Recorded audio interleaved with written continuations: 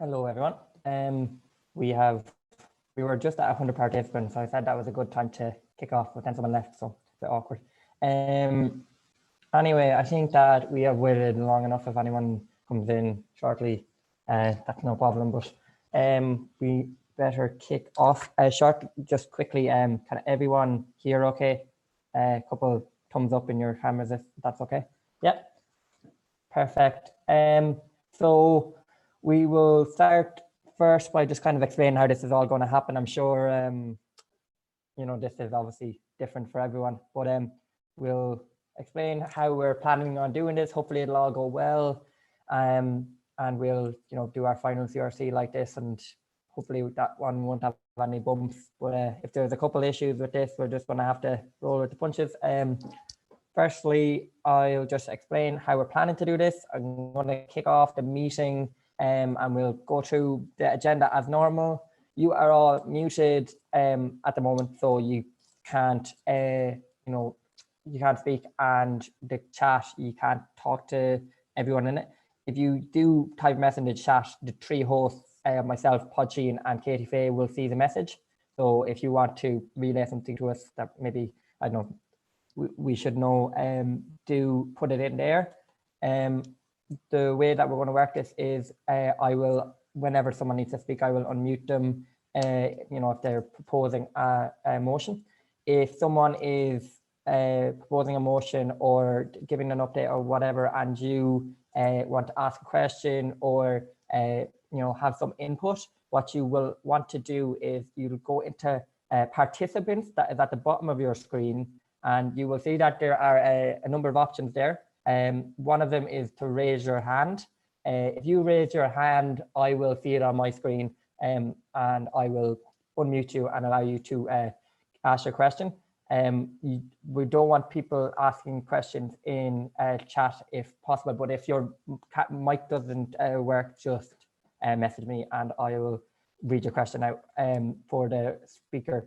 That's fine in terms of that. The way that we are going to deal voting is when a vote is being put to the council, a poll will pop up on your screen, whatever, usually it'll be yes or no. So you'll just have 20 seconds to pick the way you're voting. You just put it in that time. It will be announced straight after what the results are.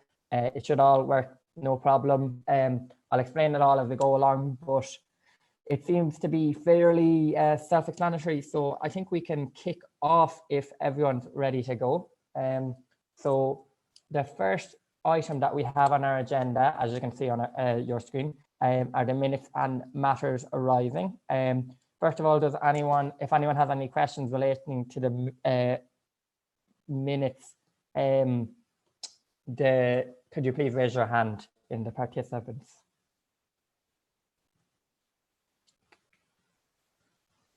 Okay, so no hands raised. Unless if you're having an issue with the raising hand and do have a question, stick it in the chat, but raise your hand. Everyone should have that option.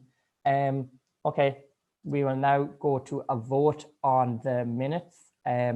So hopefully a poll should pop up unless we've some technical issue, but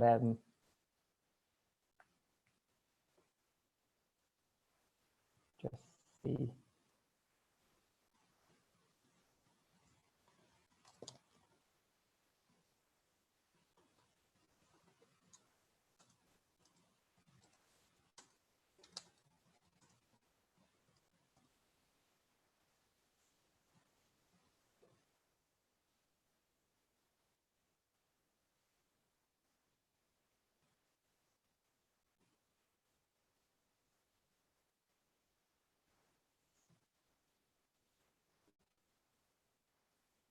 Okay, don't seem to.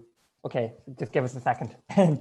Slight technical difficulty straight off the bat, We'll be well blooded by the end of this. Next CRC is going to be perfect, I promise.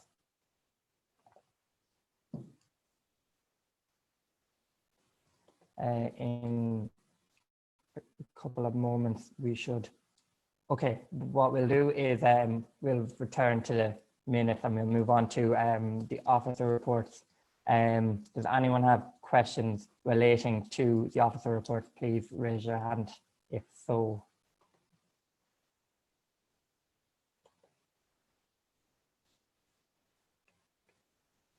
Okay, we have a question from Rory Williams Doyle, CPSSD4. So, hi, Rory, can you hear me? You have been unmuted.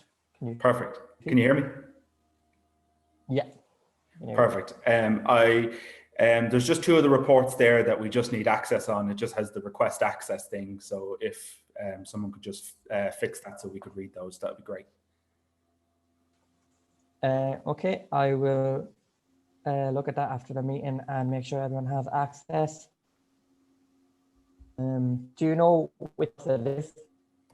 Yeah. So I know. I'll just go to my browser tab for a sec. I think it's just two of the video reports that we did. So I think it's something to do with the access that we just need to make sure that everyone with a DCU email has can view them. Yeah. Okay. Yeah. In case anyone is having difficulty, make sure that you're viewing the drive with your DCU email. It should really work for anyone, but the DCU email really should have no issues. I'll check the videos. Obviously, we haven't had video reports before, so bear with us with them. Yeah. There might be, some teething issues. All in all, I think they're a really good idea, and I hope that they were, beneficial and accessible to you all. But we'll get the any video reports that have issues, the access to use before the end of the day. Does anyone have any other questions relating to the officer reports? Okay, there doesn't seem to be any problems. We will just return. Okay, we'll just return to the minutes, voting on the minutes very quickly. The poll that is going to pop up should say amended motion. It's just the spare one that we have. This is to accept the minutes now, not the amended motion. So to accept the minutes, please vote within next 10 seconds. Someone should vote no, Sir Jack.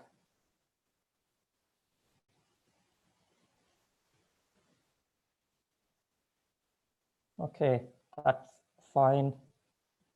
Perfect. The minutes have been accepted unanimously.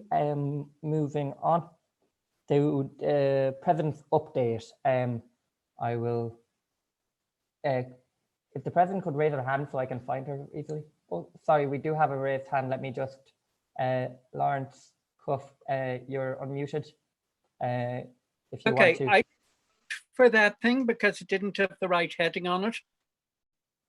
The minutes. So I don't think we can go if we're just getting verbal instructions that something is a vote for something, as opposed to having the proper heading on it. Okay, I'm done. Okay, but are you okay with us accepting them regardless? Because I feel like it was clear that it was. No, I'm not okay with it. Okay. We can try return to the minutes at the end with the correct heading. It is proven difficult to add a poll mid-stream, but we'll see what we can do. I think that. Yeah, if you don't mind, I think it's appropriate to postpone business rather than just run fast through stuff on the basis of getting it done. Okay, given the circumstances.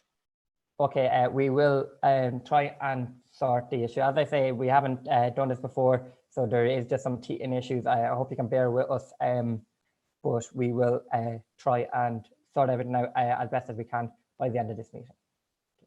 Thank you very much. Okay. Cool. Then we will move on to the President's update.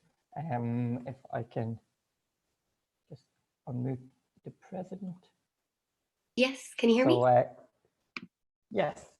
Well, fantastic. Thank you, Cormac. Hello, everyone. Before I kick into my update, I just want to say a huge thanks to Cormac, Katie, and Podge who have set this all up. It is not easy to set these things up on Zoom and to try do everything online, but we're trying our best, and I really appreciate all the work they put into this, because it actually does take quite some time to try and move all of this online, and they've done a great job of it. So I think on behalf of all the class reps, we're thankful for still being able to have CRC online, even with any hiccups that might come. But yes, in relation to my update, I'll get crack into that. So obviously, since our last class rep council, DCU has physically closed. I don't think I ever would have imagined that this would happen during my time in DCU. It is so weird and strange and sad, and so many things for everyone involved. I can't imagine what it's like to be a student right now and have those final 6 weeks of semester just slip from underneath you so quickly.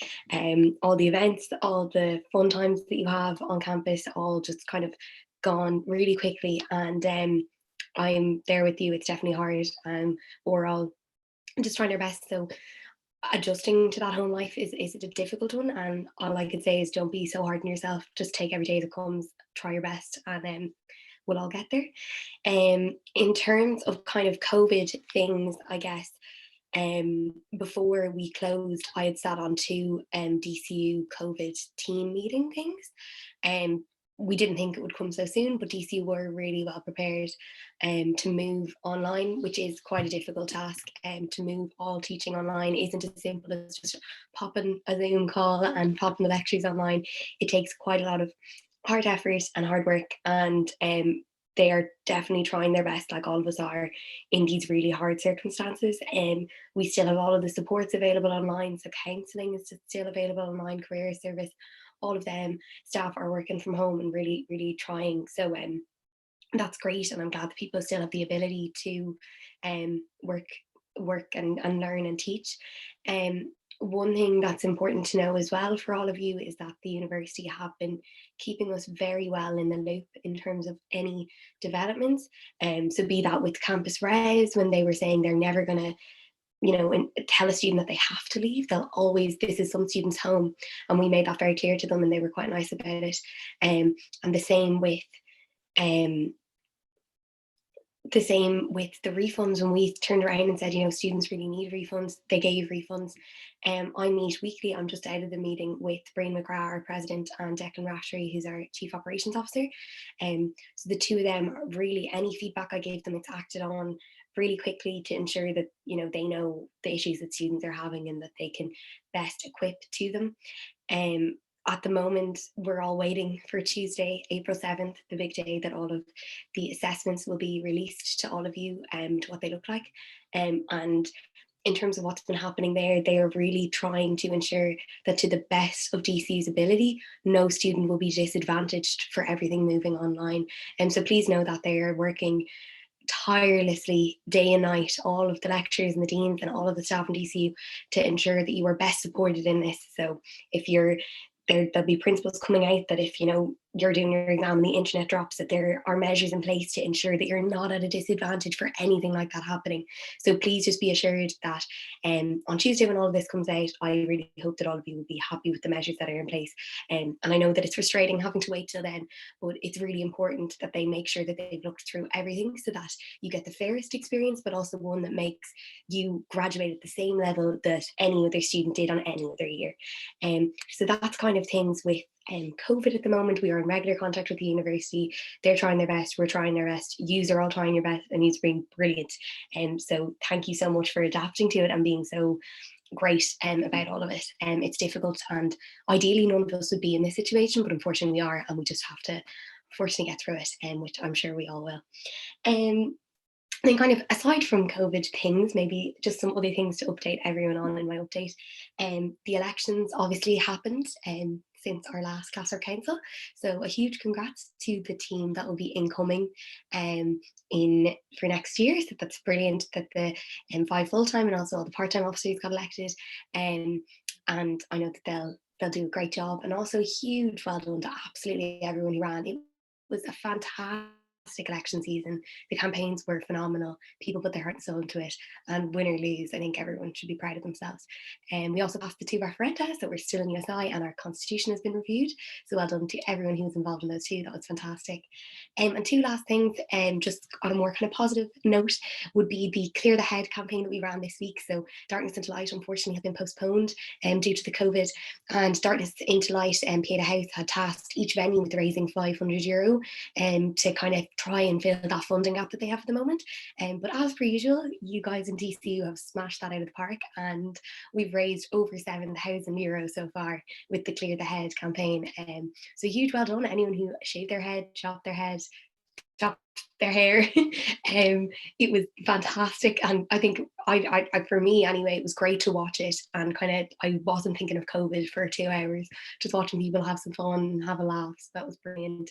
And well done to everyone who did it. Well done to Aisling for organising it, and well done to Olivia for who brought up that whole idea. It's brilliant.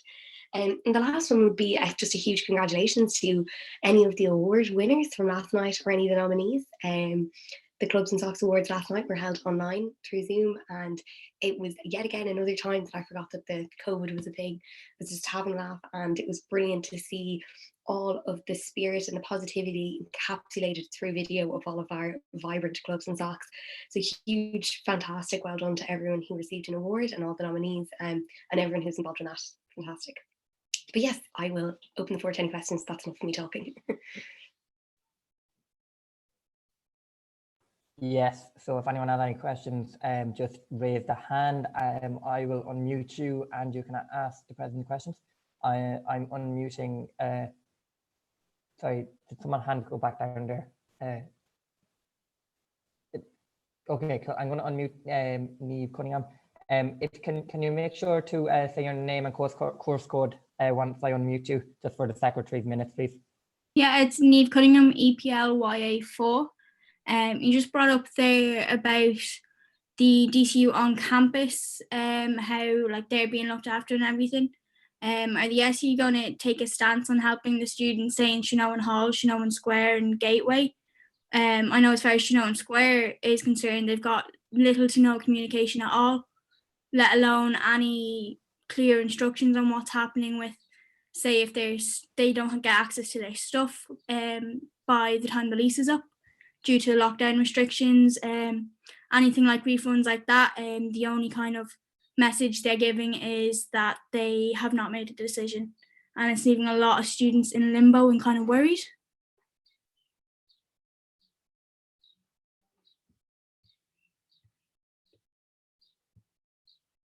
Sorry, yes, sorry, I was trying to get unmuted there, Niamh. Thanks so much for bringing that up. 100%. So in terms of Camp Stars, yes, they've been brilliant, and they're issuing refunds. But straight away with that, our concern came to the purpose-built student accommodation providers, like the likes of Shinowan Hall, Shinowan Square, and Gateway and Hazelwood would kind of be the main ones around us, but there's also many other ones that our students stay in, and also landlord houses.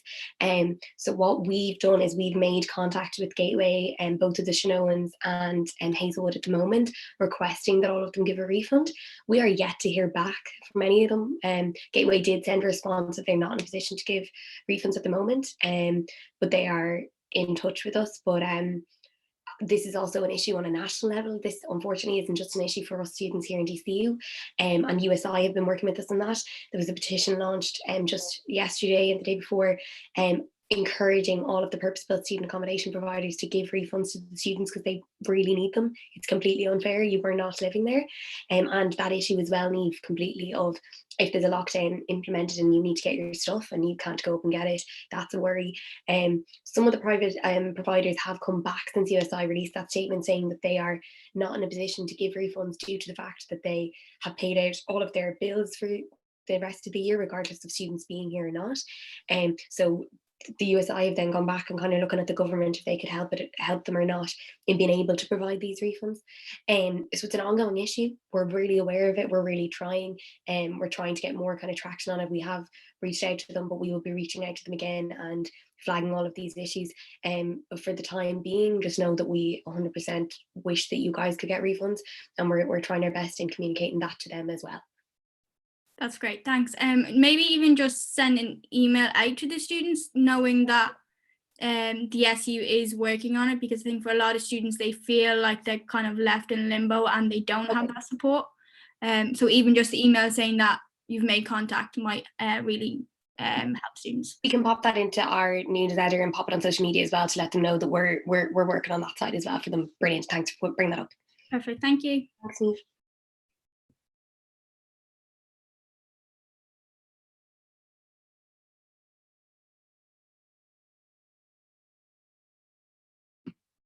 Cormac, you're muted. Sorry. If anyone has any further questions, raise your hands in the participants bar. I don't think there seems to be any more. If we just you see, okay, Christine, I think that's all okay. Thank you very much. So we will now move to a vote on the officer reports, to accept the officer reports. So the poll should pop up. Please vote in the next 20 seconds.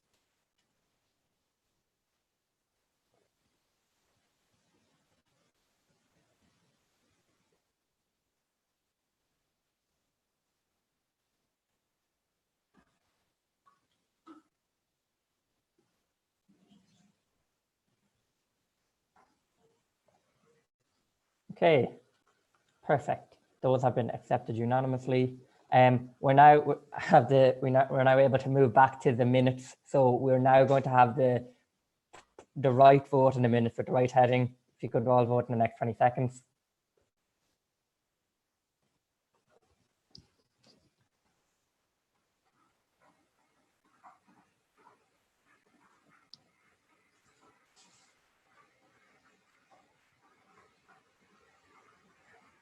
Okay. Thank you. That has been accepted unanimously. Sorry about having to go back to that. Once again, ask just to bear with us with any technical glitches, but that's all sorted now. We'll now move on to the AOB. For this AOB, I do request that if you have a motion, please hold it for CRC 8 and put it in as an item for agreement. We don't really have the facilities to take any motions that are AOB. So if you have an item of AOB that is for discussion or information, please just raise your hand and I will unmute you. I'll give you all a couple of seconds there if there are any AOB.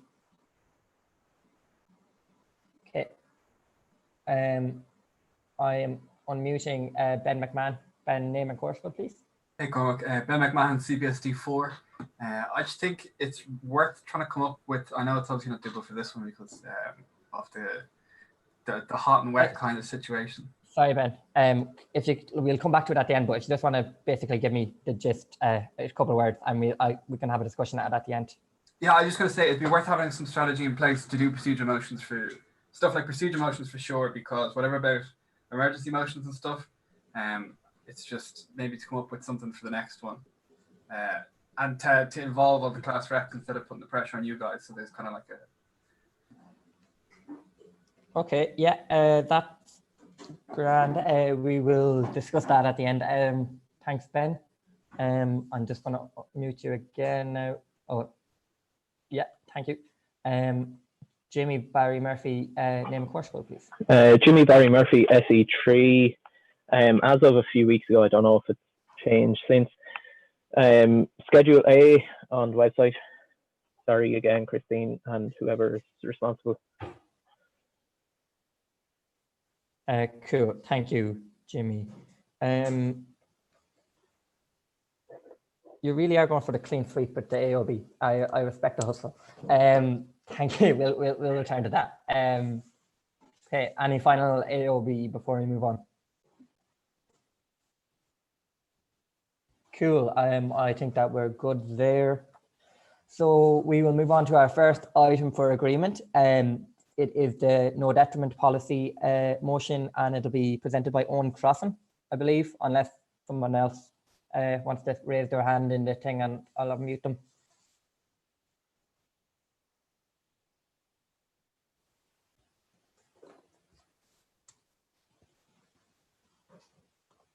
Is it you, Owen? I have you on Yeah. muted now. Cool. Can everyone hear me? Yeah. I'm just going to take that as a yes. So myself, Katie Duffy, Thomas Ward, and Kate Goodman we came up with this now just on Monday before the DCU petition came out. I'll just read it quickly for you. Council notes the unprecedented circumstances surrounding the COVID-19 outbreak, both across the world and in Ireland. Council commends the work done by SU, especially on social media and spreading information regarding the outbreak to students. Council further notes the detrimental effect of the university ceasing face-to-face lectures, seminars and workshops on students' academic achievement, as well as their health and well-being, both physical and mental. Council also notes that some students must deal with toxic home environments, lack of access to devices to access college materials, and slow Wi-Fi, amongst other problems studying from home. Council therefore mandates DCU-SU executive team to work with relevant university stakeholders to implement a policy where no student is disadvantaged and left with a lower grade than they're on track to obtain this current academic year due to circumstances beyond their control thanks to the COVID-19 outbreak, such as the no detriment policy being proposed by UCC-SU. Council further mandates the DCU-SU president to report back on their progress to date at CRC 8. This motion was written before the big petition started circling. I know that has about a few thousand signatures on it now at this stage, and it's just to put in place basically a formal mandate from council towards the SU, and then for us to get an update specifically on that at CRC 8. Few notes I've made here. Stress levels in myself definitely, and I know in a lot of my classmates have definitely gone up. Online lectures as well have teething issues as well. Some of the issues I've had reported to are lectures not taking place, starting late, changing from timetables when students are being told to try and keep a sense of normality. It's quite difficult when lecturers are changing the times of lectures to suit themselves when students are being told to try and keep a normal timetable. Lecturers sometimes not replying to students with queries and questions. The quality of the content being put online can be quite varied as well. And on some courses, they're timed one attempt loop quizzes as well, which obviously for people in rural Ireland or people who are relying on mobile data, that's obviously an issue for them. If their internet drops, they don't get another attempt at the loop quiz and have to go and get in contact with the lecturer and ISS and everything like that. The internet survey was sent out on Monday, was supposed to be sent out on Monday by all course chairs, but I know of 3 courses that didn't receive that email: the BECE, the International Relations IOR course, and the Education and Training as well had reported. I've had reports from people who've said they haven't got that off their course chair. So there's been a great response so far, and there's been a great move, but there are still a lot of sort of teething problems and issues there that I think need to be addressed and could be provided an update at CRC 8, essentially. If anyone has any questions, Cormac, I'm happy, or any of the other guys, if you want to chip in. Yes. So if anyone have any questions, please raise your hands in the chat. I am unmuting Caroline Commons. Cal, you should be able to speak. Thank you. Hello. Hi, everyone. I was brought aware of the petition online on Monday or Tuesday. So I actually brought it to University Education Committee on Wednesday and discussed it with the Deputy Registrar, Billy Kelly, the Deans of the Faculties and some of the heads of schools, and Ashley McKenna from the Quality Office. So basically, they hadn't had any discussions at the moment about no detriment policies, but they were reassuring me that they are going to take every choice to ensure that no student is disadvantaged on the outcome of their examinations or assessments this semester. I then brought forward the whole discussion of no detriment, and the reason they weren't particularly in favour of it was that one of the key parts was it would actually lower the quality of your degree.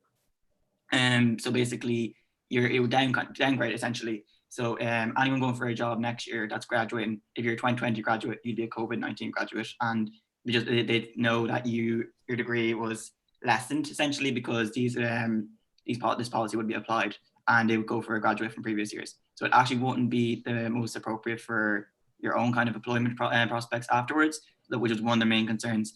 Another one, they did say it was kind of unidimensional and it focused mainly on assessments, where the university is looking at the moment on all aspects of academic life, from intro placement to non-award years to 2 award years.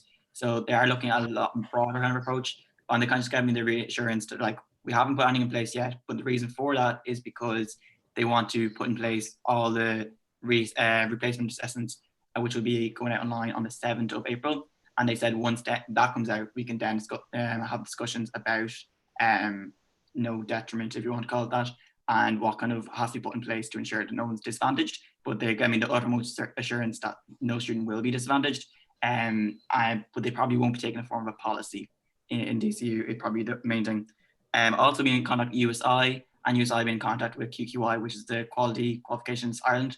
And they said if universities do want to go ahead with a no detriment policy, probably not use the term no detriment because it's quite aggressive and abrasive, really. So yeah, and so just not to use that. There's a few other things, but that's kind of the main kind of aspects of what I've got so far. It's in discussions, like we weren't ignoring it, we were very much working on it. I know Christine has just had a meeting with Brian and Declan, and she may have something else to feed in from that end too. Okay, thanks, Cal. I'm going to now unmute the President, Christine Farrell. Christine, if you have anything to say. Yeah, thanks, Emil, for that update.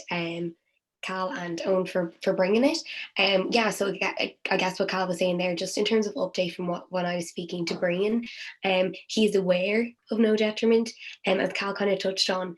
Calling it no detriment firstly probably won't happen, and also having it in the form of a policy won't happen. However, he said that more than ever, staff in DCU do not want students to be negatively affected in so much as they can control for COVID. It's completely unfair if they were to operate the exact same way, and they won't be doing that. So please don't be worrying that would happen. And what will be happening though, which he just updated me on, is that there will be new principles that the exam will work off, and these principles will be released on Tuesday when the online examination and assessments are also released.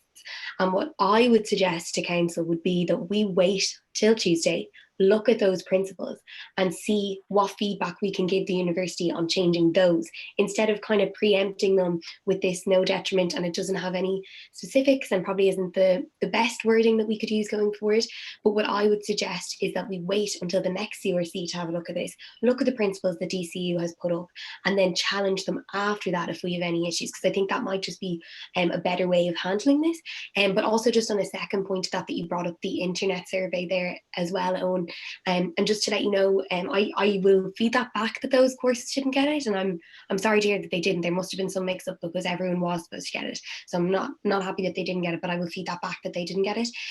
But in relation to the survey itself, those results, so there was 4,000 students replied to that, which is brilliant. It's a good amount replied, and the results of that survey will be there'll be a statement and comment made on that Monday, Tuesday, and all of the assessments and the way that teaching and learning in DCU goes forward and the assessments will be based upon the responses of that, knowing that students do not always have fantastic internet or devices that they can use or connectivity. And as an example earlier on that I said that if you have to upload an assignment by 7 o'clock and your internet drops, that's not a worry. There'll be a backup email you can send it to. They'll take into consideration that your internet dropped and you have to upload it an hour late. All of those things are being considered because they do not want anyone to be at a disadvantage due to COVID-19. So please do know that. And that would be my suggestion, that we wait until they release the principles, and then we kind of respond to them based on that. But I'll use the class reps, so I'll leave it up to you, but that would be my advice, knowing kind of how all of this has been working, guys. I think that would be a better suggestion. Okay, I'm going to let Owen respond to that if he wants to. Let me just... Sorry, first of all, my keyboard's really loud, so thanks for muting me again. I'd actually like to propose an amendment to the motion, a couple of amendments in one, if that's okay, Cormac. An amendment to your own motion? Yes. Yes, it should be okay. So can I replace implement a policy with ensure that no student? Okay, obviously we will have to take a vote on this amendment. Of course. Can I change it in the doc?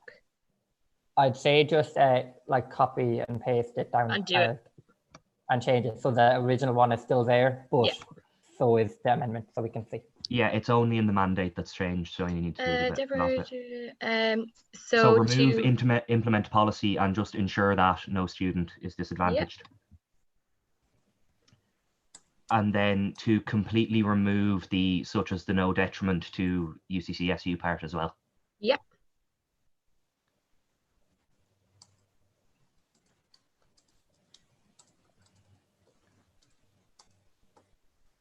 So are you happy with how that is worded now? Yeah, I'm happy out on my quick skim of it. Okay, if that's the amendment, everyone is able to see that on their screens.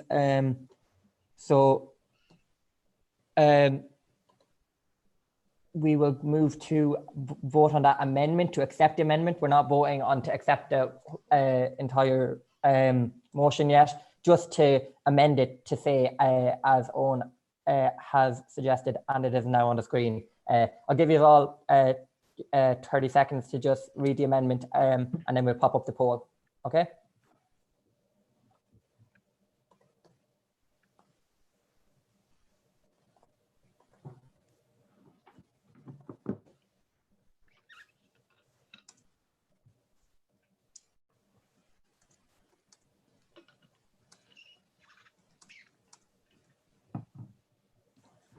Okay, the poll's up on your screen, so please vote.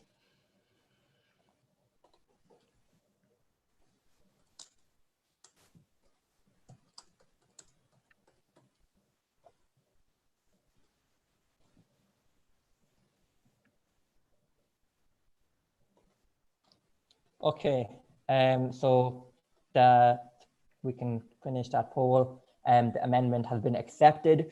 So we're now discussing and voting on the amended motion. I am going to go to the floor. I have a question from Rory Williams-Doyle. Rory, you're on. Oh, sorry. 1 second, Rory. I got rid of you by accident. Should be unmuted now, Rory. Rory Williams-Doyle, CPSSD4. Forgive me, Owen, if I'm just being a bit slow, but like, what is a no detriment policy?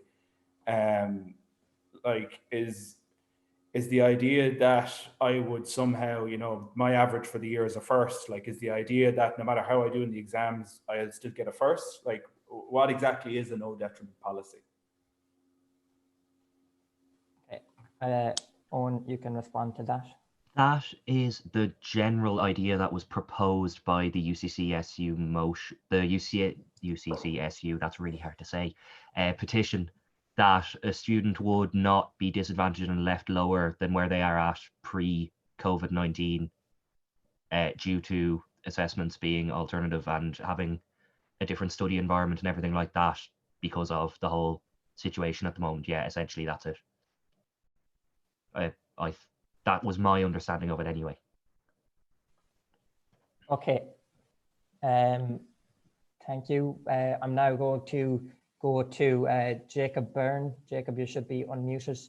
Hey folks, yeah, just a quick question for Christine and Carl, just regarding the meetings they've had up to date. Has there been any update from the university regarding how they plan to implement the likes of, I suppose, plagiarism checks, I suppose is the best way to describe it, like how they're going to enforce that students aren't talking to one another in the middle of an exam over the likes of like Discord, WhatsApp, whatever? Okay, Christine, do you want to take that? Okay, you're unmuted. Are you not? Oh, sorry. Fire ahead. Yes, sorry, I'm good now. Thanks, Jacob. Yeah, so this has come up a little bit. So just in terms of like the exams in general and what they will look like not everyone will be doing online exams. So there's an array, firstly, of things that your assessment may look like. So it may be that you now have a CA instead of your exam. You may have a take-home exam, which is what a lot of them are kind of opting for and a lot of universities are doing, is essentially that it'll be an open book form type of thing, and you might have 7 hours to do it instead. So in terms of like plagiarism, that isn't being considered in those senses because it's essentially like a CA.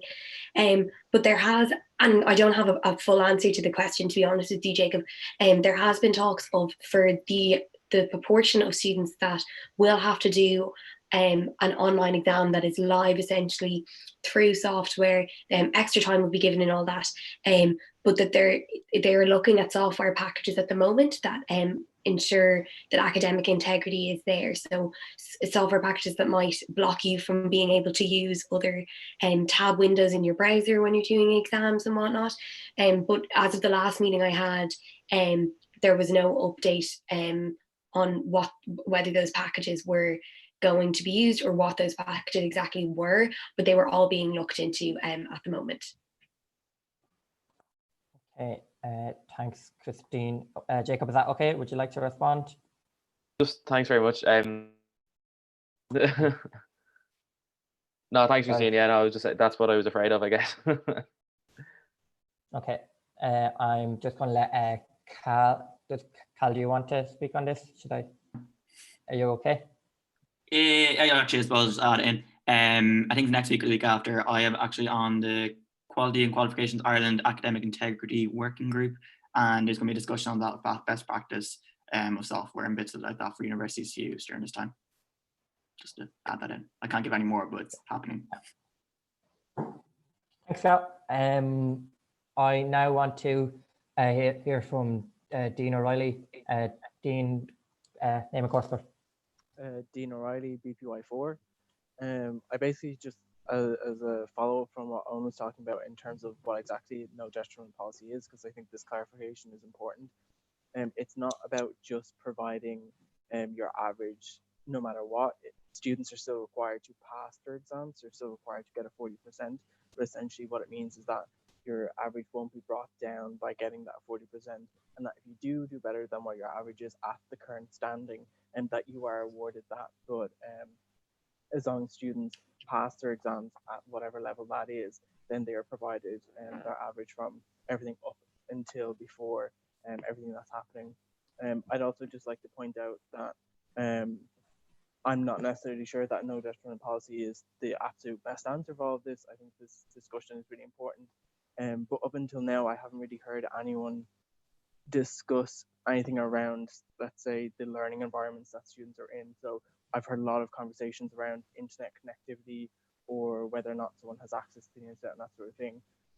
But I haven't heard of any contingencies put in place for, say, students who are living in unsafe households, students who are living in abusive relationships, students who are having to work because they're frontline care workers, students who may have to look after the family and so on. So in my eyes, I felt a no detriment policy accounted for that.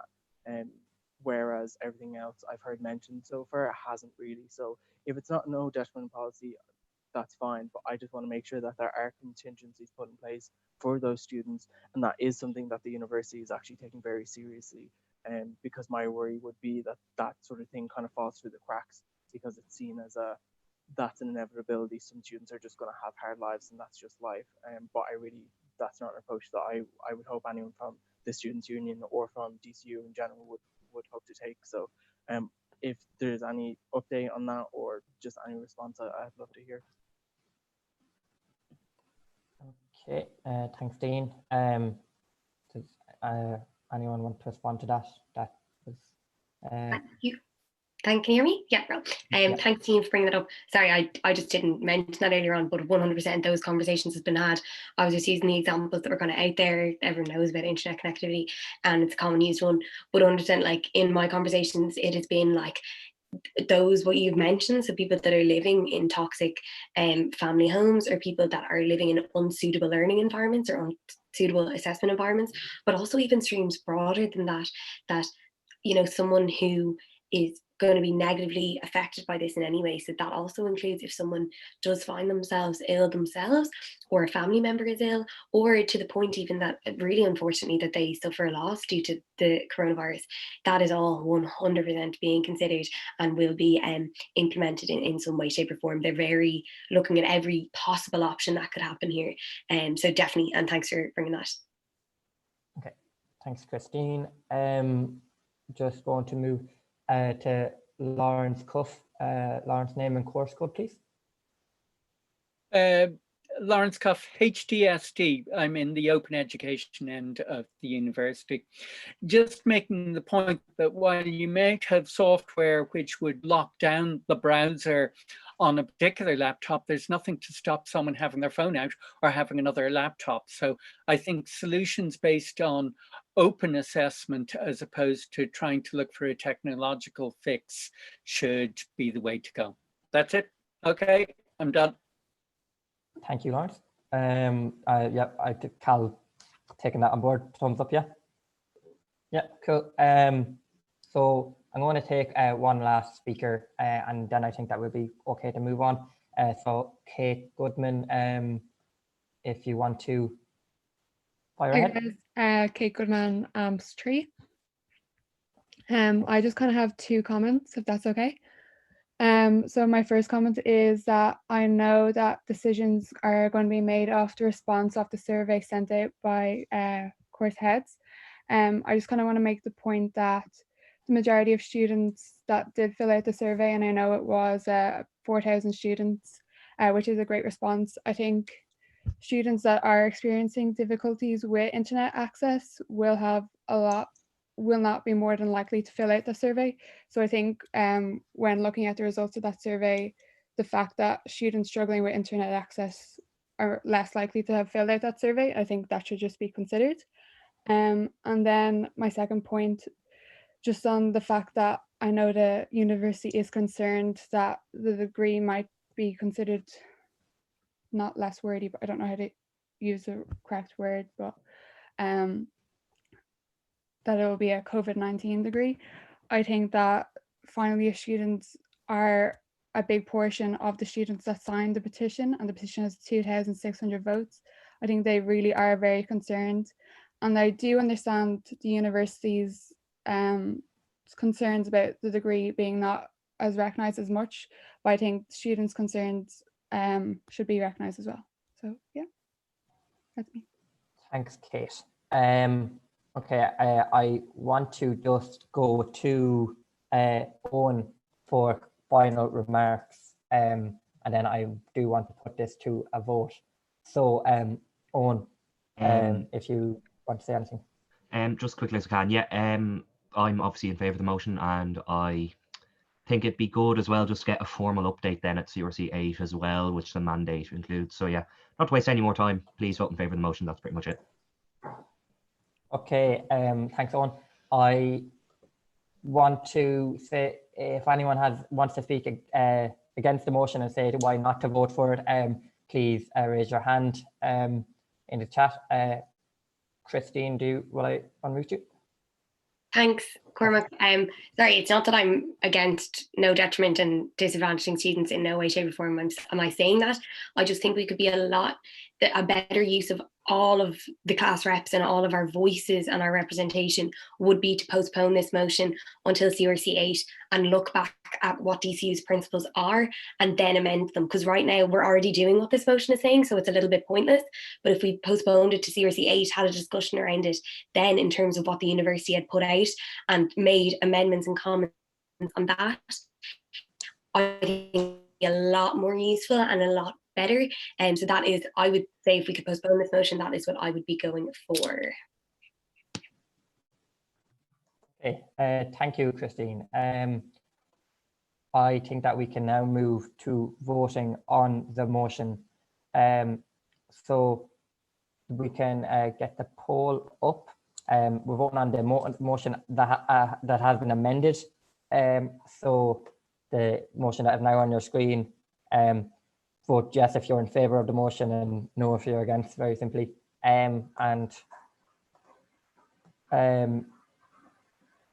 Sorry, I'm getting a request to raise a procedural motion. Let me just. What's the procedural motion, Rory? Just in line with what Christine said, so to raise a 4A4 to adjourn this matter to CRC 8. Okay, so we're now going to take that procedural motion. So basically, this will take the question amended as it is and not say yes or no, just move it to CRC 8 where we will then vote on it. as Christine has recommended. So we're now going to go straight to, actually, Owen, do you want to speak against that? Yeah, just quickly, if that happens, I think rather than postponing it, if people are thinking along those lines, we should just not put the motion to vote and then bring a completely new motion to CRC 8. Because as it stands here, it doesn't really say anything regarding existing policy, and I think it'd be much easier to just redraft a new motion for CRC 8 rather than postponing this, which essentially doesn't say anything about existing policy. Okay, thank you. I am now going to go to a vote on to postpone the motion. So that should be popping up. Okay, so please vote now on whether you think it should be moved to CRCA or voted on today.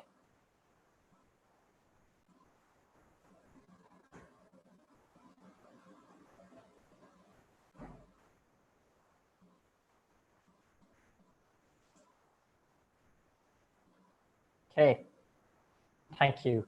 That motion has been postponed until CRC 8. Thank you all for voting. Thanks to Owen for the motion and to everyone who spoke on it. Very good debate. So we will move on from that then. The next item that is on the agenda is a virtual CRC motion. It was forwarded by Paul Delaney. I don't believe Paul is in the chat. If you are, Paul, raise your hand. But we can just open the question up, the floor up to comments and questions straight away if there is no one to propose it. So I'm going to go to Lawrence Cuff. Lawrence, if you want to propose that, that's fine. I know that you got in contact with me about I'd be happy to propose it. It duplicates something which I was trying to put in but submitted late. As a distance education student, to attend a CRC meeting involves a 140-kilometre round trip. So the fact that I can do it from my office at home is a great boon. I've attended one meeting in person and have meant to go to the others, but just haven't been able to get there. And it would be great if this kind of thing could go on in future. I'm done. Okay, thanks, Lawrence.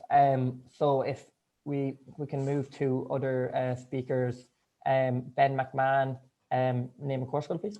Ben McMahon, CPSD4. I really, what Lawrence says makes a lot of sense, particularly in being tolerant to stuff like this in the future. It's going to have to come down to it, though, that there's going to have to be a sit down and a look at the current set of all procedural motions and stuff to accommodate a hybridized format meeting where you'd have physical bodies in a room and people contributing digitally. I don't know, do we still have working groups in the Constitution? Is that still like a concept? I can ask if any of the Christine Caller pod knows, just let me know and I can let you talk on it. Just raise your hand. I don't pull off the top of my head if they're there or not. But what I would say is that regardless if it was the thing that you're looking at, then a virtual platform, regardless, there would absolutely be a committee set up to look at that.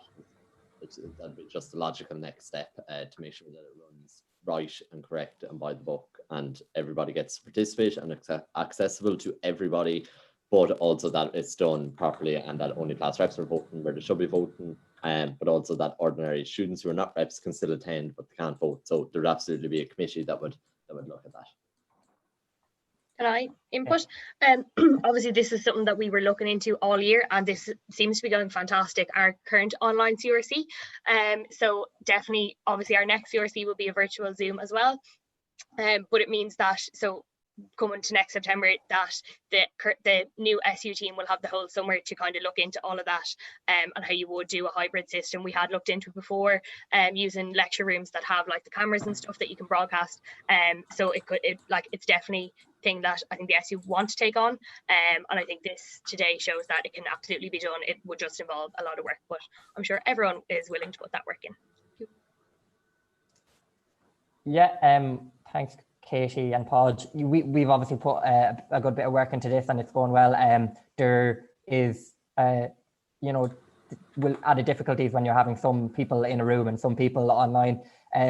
But I think that this is a very good discussion to have now, now more than ever. So I think it's good that we're having a discussion on it. If anyone have any more points, questions, please raise your hand in the chat.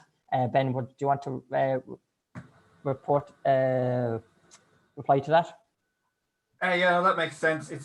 Unfortunately, I think it's going to be a case of that they're going to have to go through several really bad meetings to get to anything decent. I don't think it's going to be easy to figure out, because it is like people have said, that the contributing like this and contributing in person is very different. You know, the whole idea of someone shouting over someone in the room when they're trying to contribute online is, the first thing that comes to mind as an issue. So it'll be interesting to see what actually does come out of it.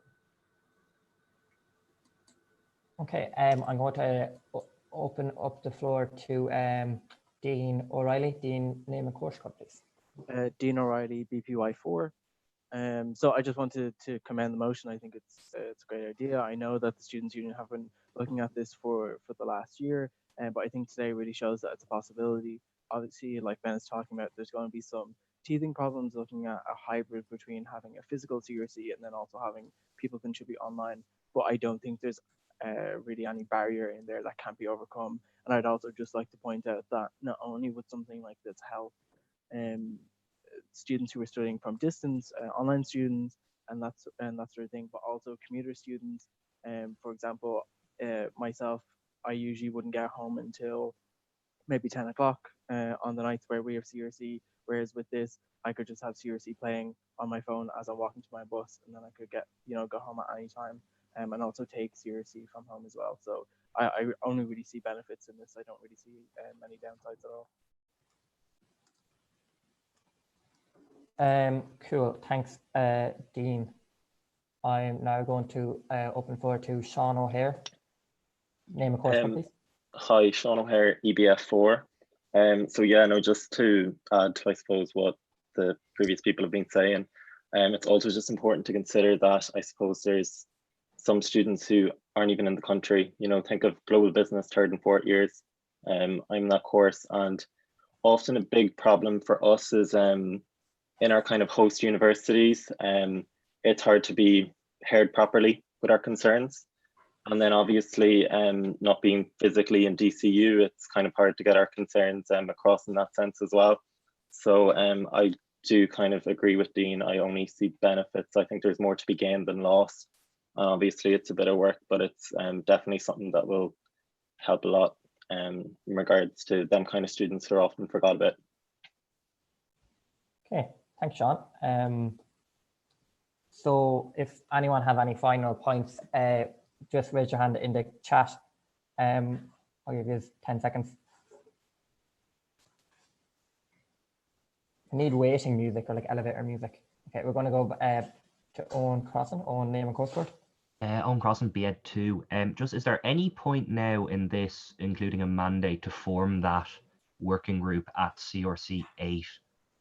Just to ensure that gets done, or will we just have a verbal sort of agreement that that'll be carried out with CRC 8?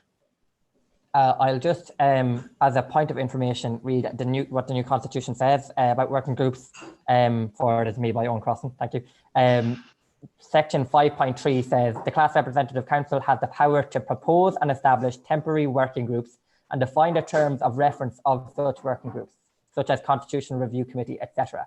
So basically this would just to be mandating a group to look at this and deal with it rather than to just have it as a concept. Owen, do you want to propose that amendment? Yeah, I suppose so.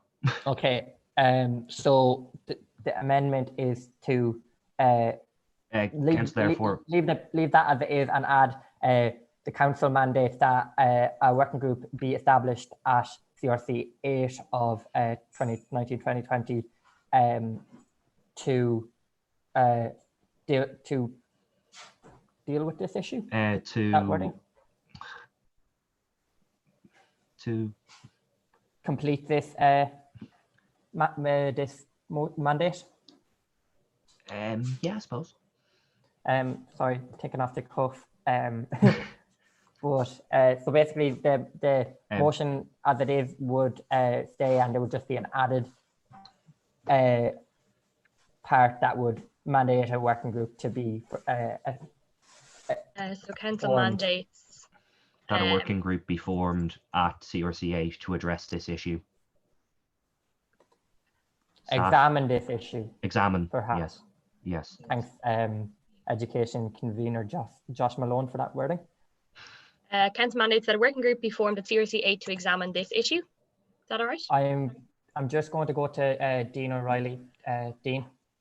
Yeah, I just wanted to potentially add, just like for absolute clarification, that the Vice President for Engagement Development would be responsible for this working group, just because I know in the past we've had issues with like people not knowing what powers working groups have and stuff, so I think that would just formalize it.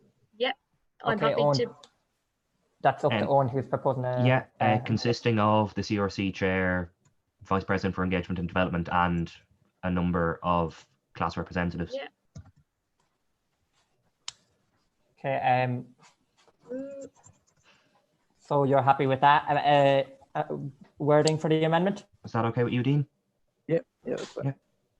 Perfect. I want to now go to well, actually, sorry, I'll wait for it to be typed up. Excuse me. Is that okay? Yeah, that's perfect. One last thing, could we add in the returning officer into that as well? Just to make sure it's all constitutional. Yeah, sure.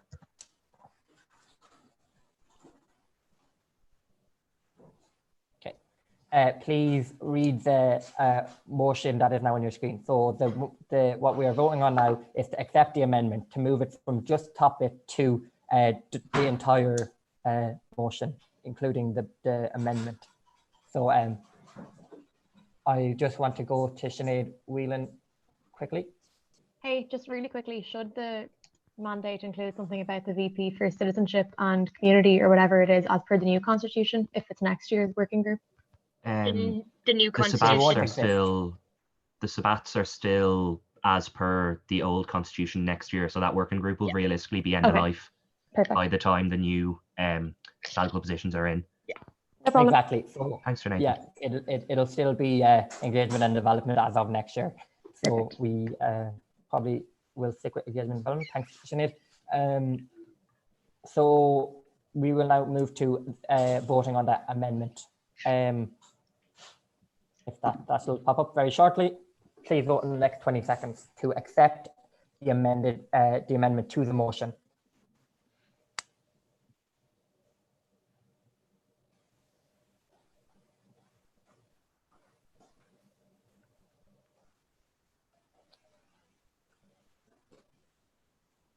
Okay, thank you. That amendment has been accepted. So we will. I think we should move straight to a vote on the to accept the motion as amended. I think we discussed it and good points have been made, but we need to take the vote. So we'll go straight to the vote, please. Okay, please vote in the next 20 seconds to accept the amended motion.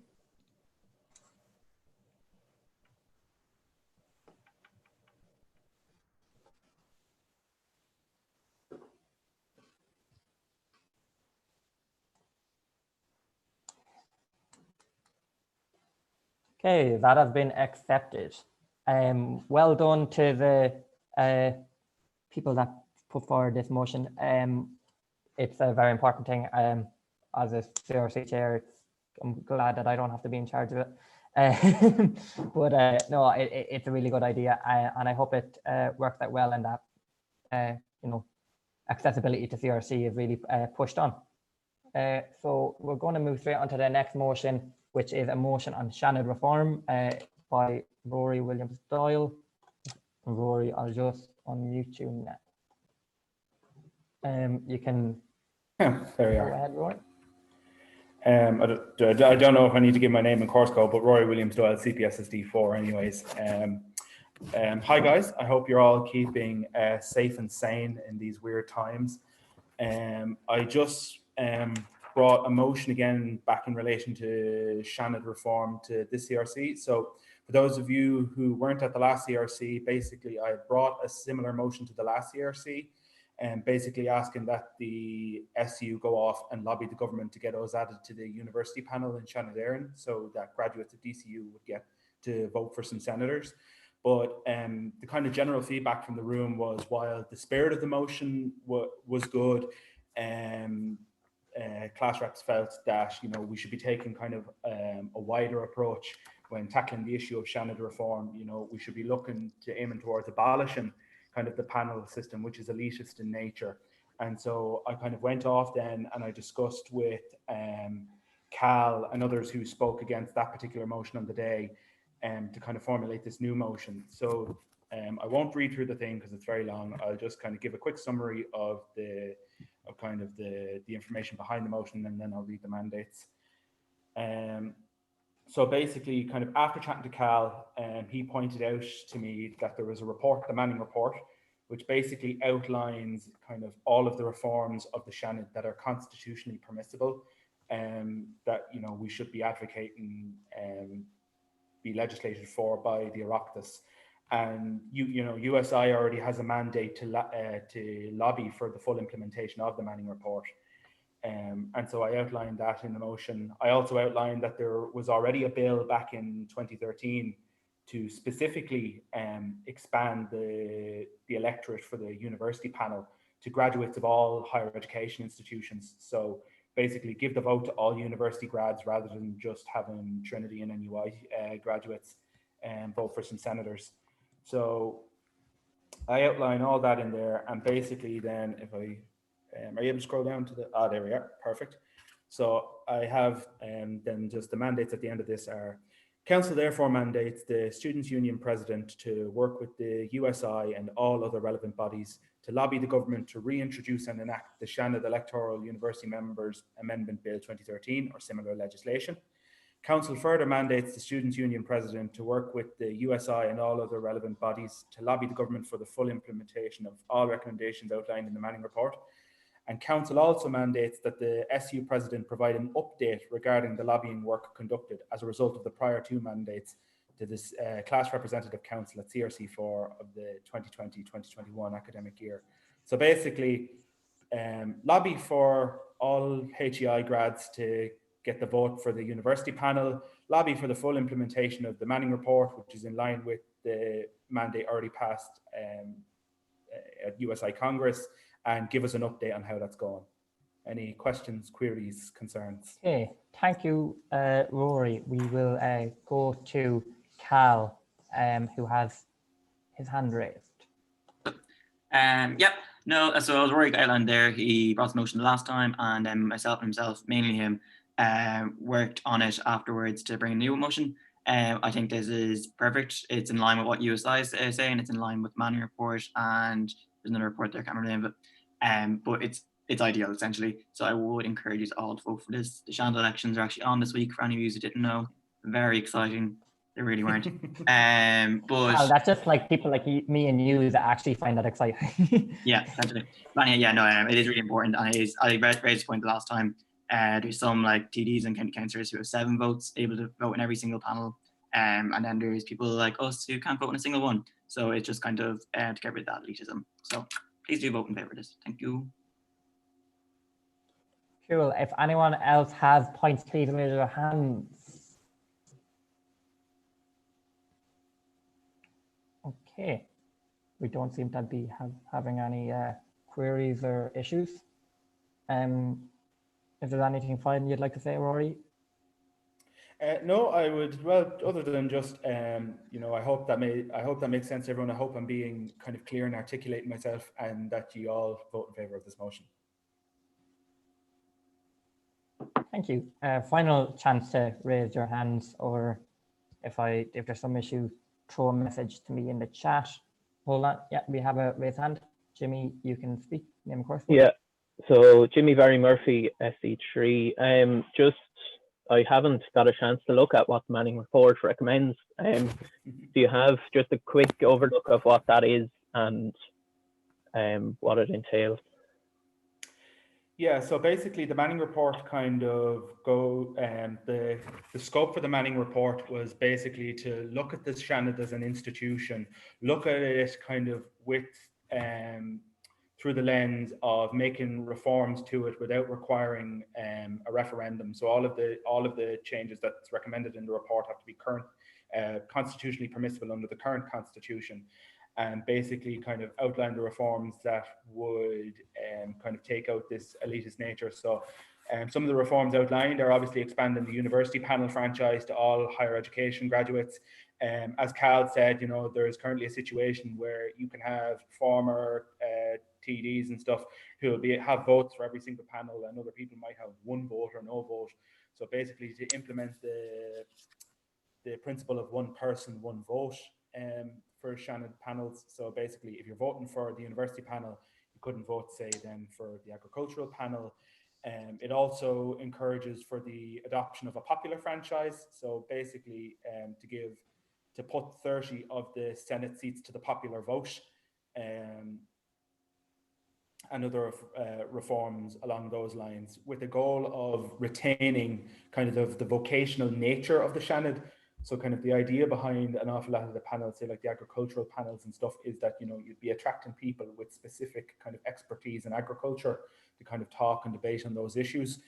And so to kind of retain that vocational nature while also kind of increasing the legitimacy of the Seanad, and kind of to get rid of this system where, you know, failed politicians can kind of go to the Seanad for a year or two, and then sure, the next election go back to the Dáil, to kind of cut that out of it. Okay, thanks, Rory. Is that okay, Jimmy? Yeah, that's perfect. Thank you. Thank you. Okay, I think we'll now move to a vote. So to accept the motion as is, no amendments, love to see it. So please vote in the next 20 seconds.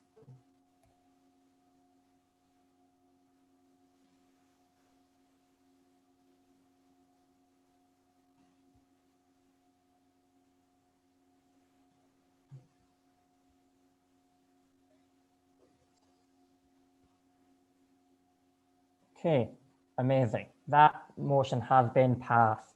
I would like to just say to Rory, well done.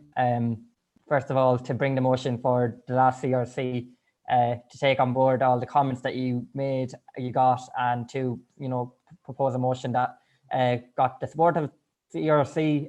That's excellent class representation. So well done to you. Very good motion, very well written, well researched.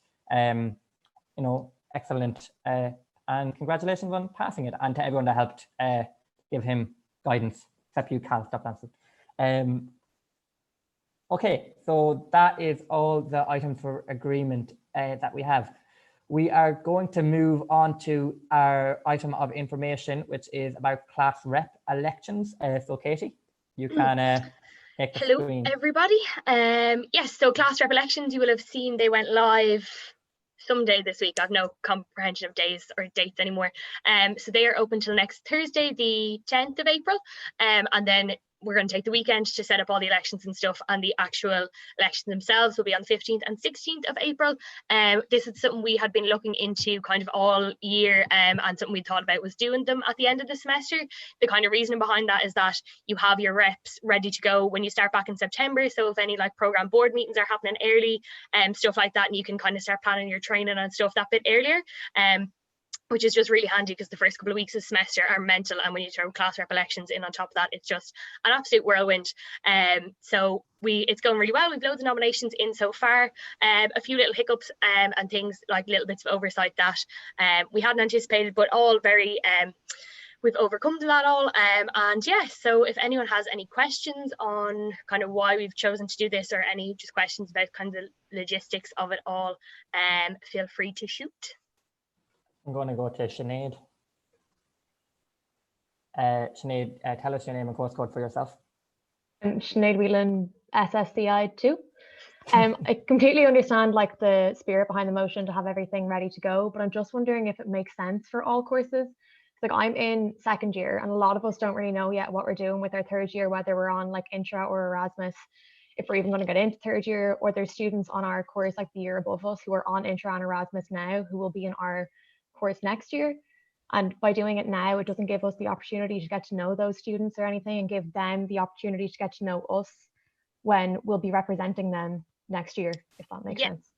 Absolutely, that's kind of some of the hiccups and stuff that I was talking about. This doesn't work for every single course.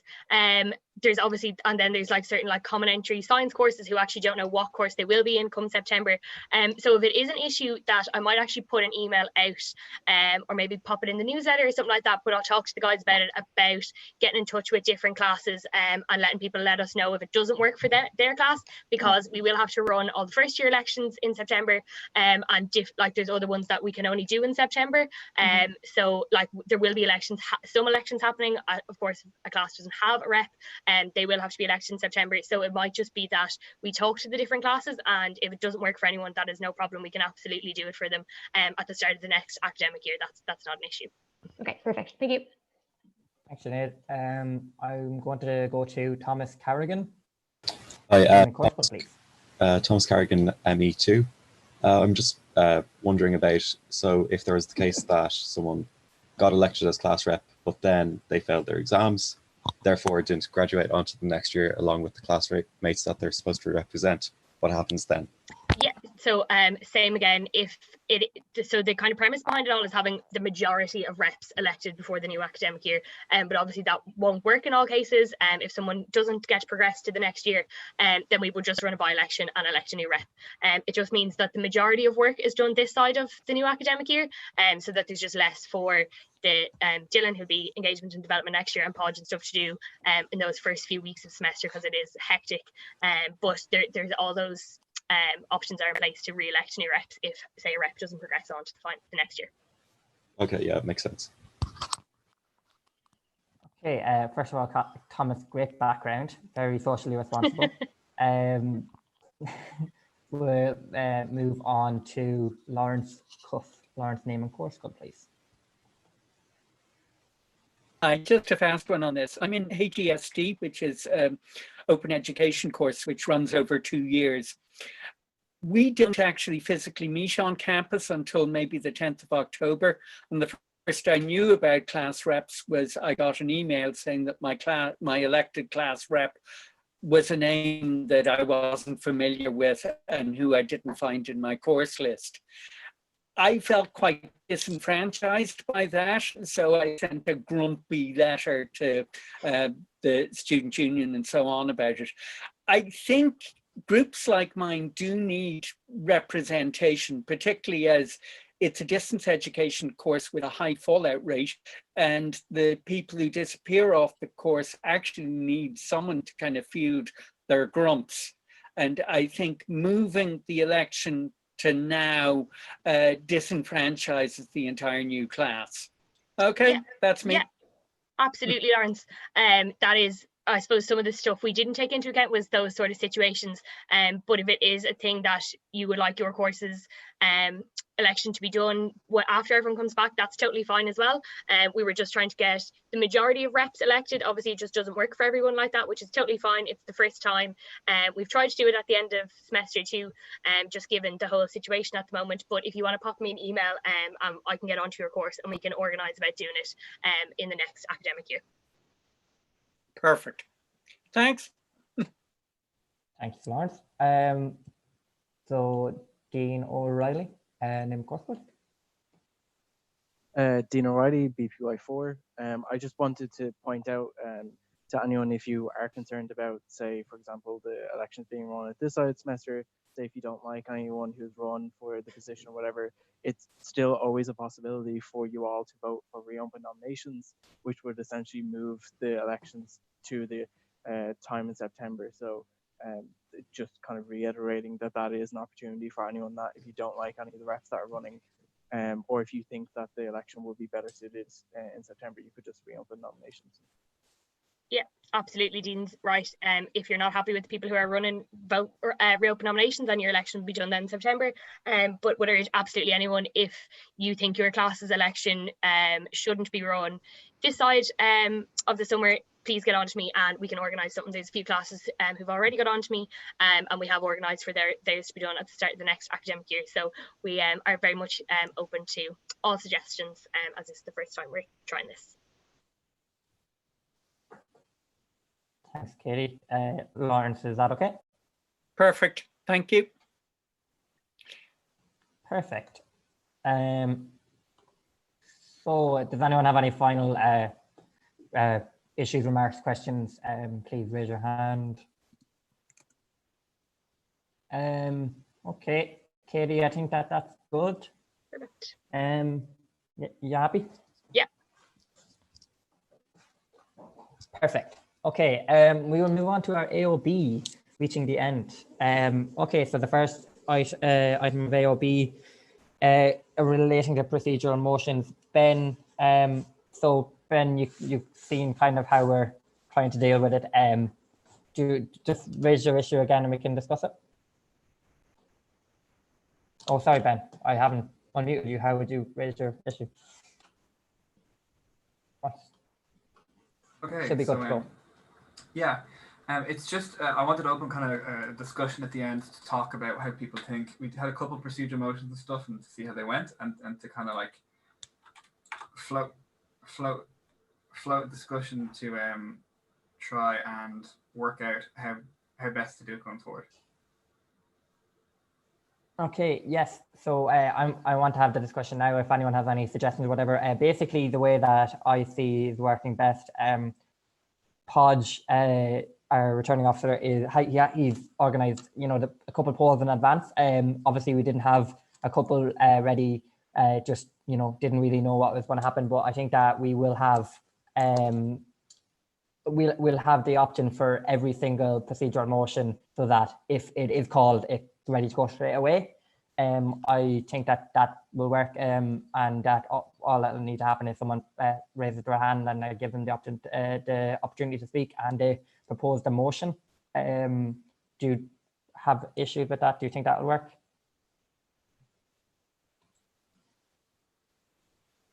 Yeah, no, I think that makes sense in a lot of contexts. I don't know if there's stuff that you could do, like having the actual proposed document be editable by the proposer as well, so that they can amend motions rather than trying to have the third step. But I guess it's always been done through the secretary.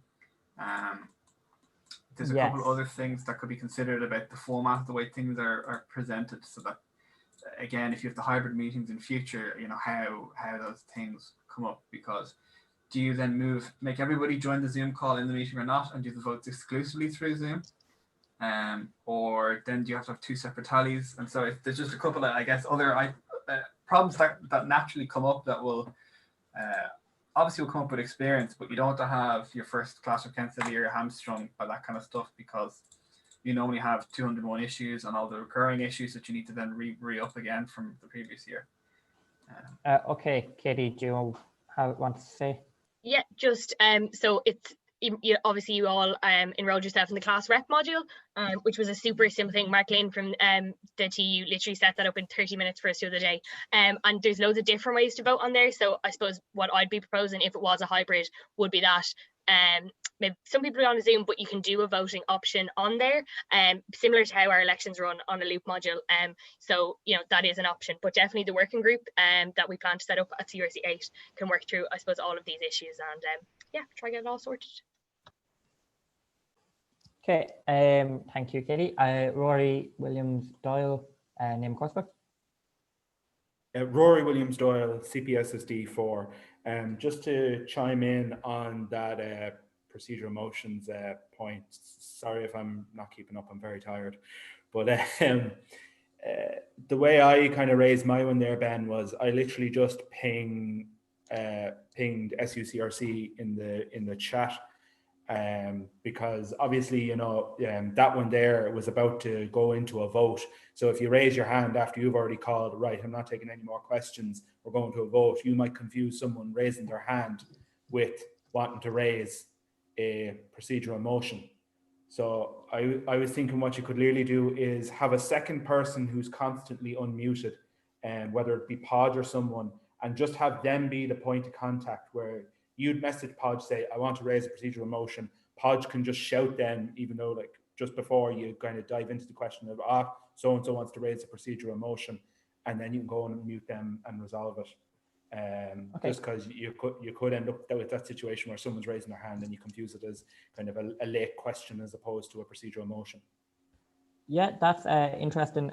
Podge is like co-hosting this chat. So if like there could be someone that is the contact for procedural motions.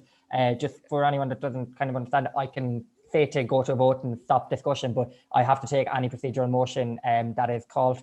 So you know, if I say that's it and don't want to listen to anyone else, there still has to be a way that people can bring forward procedural motions. Yeah. So yeah, the working group obviously will look at that for next year, but I think we'll be able to keep it under control for CRC 8. I think it's worked quite well. Obviously there are improvements, but we will look at it and we'll come back better and stronger, you know. So thank you. Owen, do you want to speak on this? Or no, you're okay. Okay, fine. I think that that's okay. The last item of AOB, Jimmy Barry. I think that I got a message saying that the Schedule A is accessible. It's on the website. So oh yeah, the problem isn't that it's not accessible. It's the problem is the latest or the most recent result that I can find on it is from 2012. Okay. So just for anyone who isn't aware, Schedule A, which is it deals with the results from any referenda from over the run of the SU. So any referendum passed or put to a vote, the results are published in Schedule A. And the problem here is that there is results on it, but they're not up to date. This came to so in my first year, there was a referendum put, I think, on the Irish reunification. And someone put a post on Facebook saying about how so many SUs have voted on it. I wasn't sure because I wasn't sure if it had passed or not at the time. So I went to Schedule A, it was there, seen it was there, thought, grand, that's fine, I can go look at it, but then it wasn't there. So I had to troll back search through emails to get the results. So it's just, it probably doesn't affect much, but it's just annoying when someone is like, oh, sure, you or SU voted for this whenever, and you can't look it up. If you get me. Okay. Yeah, thanks, Jimmy. Yeah, I think that where the relevant parties are now aware of that issue. I think if any of the sabbaticals or exec want to chime in on that, I'll just unmute Christine and she'll have a word. Thank you. Yes, brilliant. And thanks for bringing this, Jimmy. Definitely I will. We can have them updated. We are a little bit behind on our website at the moment because we are down a marketing and comms person. So we're kind of trying to do it all ourselves. But and she used to kind of manage all the website and ensure everything is up to date there. But there's no reason why we can't put all the referenda results together and have them up on the website under Schedule A. So I'll make sure that's done before the next CRC for you. Thanks, Christine. Is that okay, Jimmy? Yeah, perfect. Sorry, do you need to, once again, more technical issue? Yeah, we'll take the thumbs up, thank you. Fine, that's all the AOB. Just a couple of closing points. Thanks for bearing with us. Really hard time for everyone. I have a lot of sympathy for all my lecturers now. This is something that we'll take from getting used to. We only have one more, but I hope that it runs very smoothly. I hope to see you all there. Thanks for everyone for coming. We had over 120 people in the chat at one point, so it's amazing to see you all participating. Remember that we need to replace myself and Sinead as chair and secretary. So in the coming weeks, we will be opening nominations for the chair and the secretary. This will be different than usual. It will not be happening completely at CRC 8. It will be a nomination process where you have to do it online and possibly send in a video for the reps to see who you are and why you think you should be elected. This will all be relayed to you before then. Our next CRC, our final CRC, is going to happen in week 13. We'll get back to you with the exact date closer to the time, but you know, I hope that to see you all there. We'll, you know, have a lot of important business to get to. So finally, when you're coming to CRC 8, if you can change your display name to your name and your course code, I wouldn't have to ask you your name and your course code. So it's just an idea. Rory has it there, you'll see. So thank you very much for coming. This went really well. So thanks, I'll see you all soon. Well done, Cormac. For everyone. Also, Thank guys, you. just to re-note that all of the SU are still working from home and remotely. And if anyone has any issues, questions at all, please email us. We're happy to help you with everything throughout all of this. But thanks to Cormac, Podge and Katie for organising this and for going so well. Thank you. Have a fantastic weekend, everybody. Bye. Yeah. Bye.